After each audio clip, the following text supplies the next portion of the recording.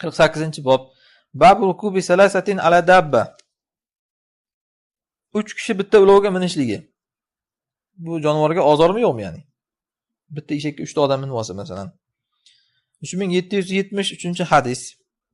Abdulloh ibn Ja'far aytadilar. Rasululloh sollallohu alayhi vasallam safardan qaytsalar, tuluqiya bina bizni kutib olardilar. Ya'ni bizga yo'liqardilar demoqchilar. Tuluqiya yo'liqardilar degan. Ya'ni yugurib chiqqanda yosh bolalar, Abdulloh ibn Ja'far radhiyallohu anhu o'g'illari, Hasan, Husayn, yosh bolalar hammasi Rasululloh sollallohu alayhi vasallam safardan qaytsalar yugurib chiqishgan. Shunda aytayaptilar Abdulloh ibn Ja'far.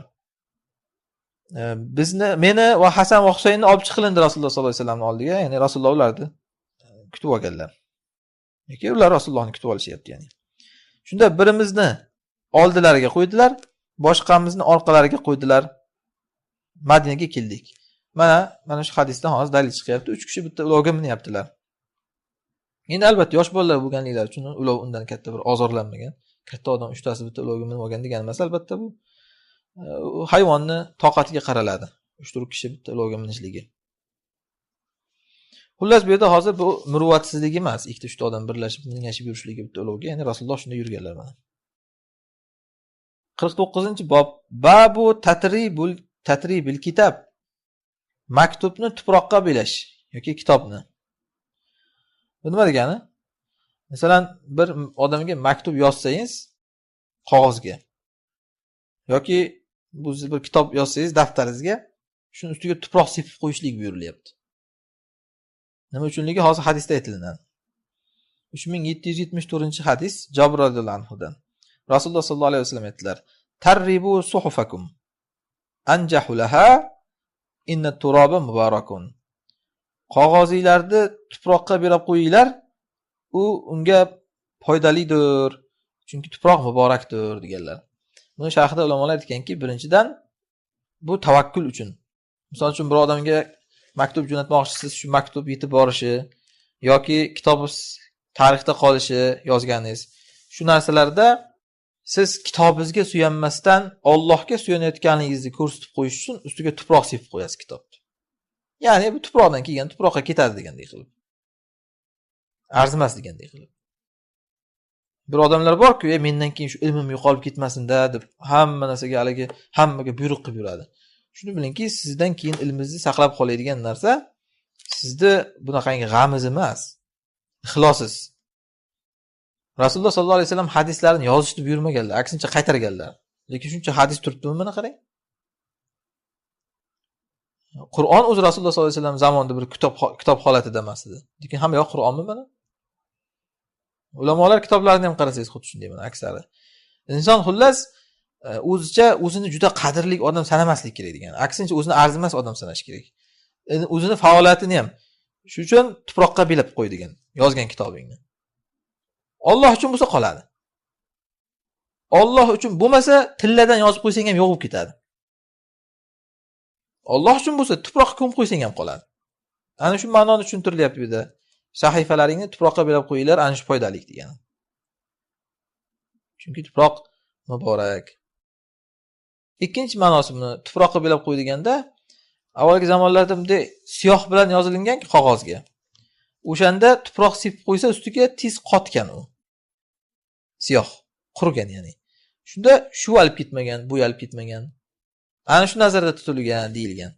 Tuproq sepib qo'ysanglar, siyohni ustiga shu foydali bo'ladi. Tuproq muborak deyilgan. 50-bob. Babun la yatanajasnani duna salis. 3 kishi turganda 3-chisi qolib 2 kishi shivirlashmasin, pichirlashmasin. Chunki bu 3-odamni ko'ngliga tegadi. Tabiiyki men haqimda bir shivirlashyapti o'ylaydi. 3775-hadis. Abdulloh radhiyallohu anhudan Ibn Mas'ud ya'ni aytadilar, Rasululloh sollallohu alayhi vasallam aytdilar: "Idza kuntum salasatan fala yatanajasnani duna sahibihima fa inna zalika yahzunu." Agar 3 kishi bo'lsanglar, 2 kishi 3-chi sohibi qolib munojot qilmasin bir-biriga. Munojot ya'ni shivirlashish. Chunki bu uni mahzun qiladi. Ya'ni 3-chini. Meni g'iybat qilishyapti, meni gapirishyapti o'ylaydi. Yoki meni ayirib qo'yishdi o'ylaydi. O'tganmiz Adabul Mufrad kitobida ham sharhini. 3776-hadis Ibn Umar radhiyallohu anhudan. Rasululloh sollallohu alayhi vasallam ikki kishi uchinchisi qolib shivirlashligidan qaytardilar. 51-bob. Babu man kana ma'ahu sihamun falyakhudh bi nisaliha. Kimniki qo'lida nayza bo'lsa, uni tig'idan ushlab yursin. Ya'ni hammaga tiqib olib turtib ketib, hamma nayzaning uchi bilan ozor berib yurmasin. Uni tig'ini ushlab yursin. Pichoq bo'lsa qiniga solib yurish, qilich bo'lsa ham xuddi shunday. Hozirgi zamonda masalan to'ponchalar, avtomatlar bo'lsa, uni haligi otmaydigan qilib qo'yib yurish, qulflab qo'yibdi. Ana shu narsa buyurilyapti, chunki odamlarga ozor bermaslik uchun. 3777-hadis. Jabir ibn Abdullah radhiyallohu anhudan aytadilar. Bir kishi masjidda o'tib qoldi nayza bilan. Shunda Rasululloh sollallohu alayhi vasallam amsik bi nisaliha, nayzaning tig'idan ushlab ol dedilar. Haligi odam xo'p dedi. Demak, mana o'sha odamlarga bilmay tiqib olmasligi uchun uni uchidan ushlab yurishga buyuryaptilar. Shuning uchun aytamiz, masalan, birovga pichoq bir uzatishlikda ham odob. Bunday pichoqni uchini birovga qadab uzatmaysiz. Sopidan ushlab, balki pichoqni uchidan ushlab sopini uzatasiz unga. Shu bir bunday o'qtalib birovga haligi tiqib olmasligi uchun. 3778-hadis. Abu Musa Ash'ari radhiyallohu anhu aytadilar, payg'ambarimiz sollallohu alayhi vasallamdan. Birlaring masjidimizdan o'tsa yoki bozorimizdan o'tsa, nayzasi bo'lsa, uni tig'idan ushlab olsin kafti bilan, biror musulmonga biror ozor berib qo'ymasin va uni tig'ini mahkam qismlab olsin deganlar. Shuning uchun mana askarlarga qarasangiz, nega to'pponchani, avtomatni tepkisiga qo'lini qo'ymaslik deb buyuriladi-ku. U qo'lingni qo'yib yurma unga deydi. Chunki bir bosda tarillab otaveradi, chiqib ketadi, nechta odam o'ldirib qo'yishi mumkin.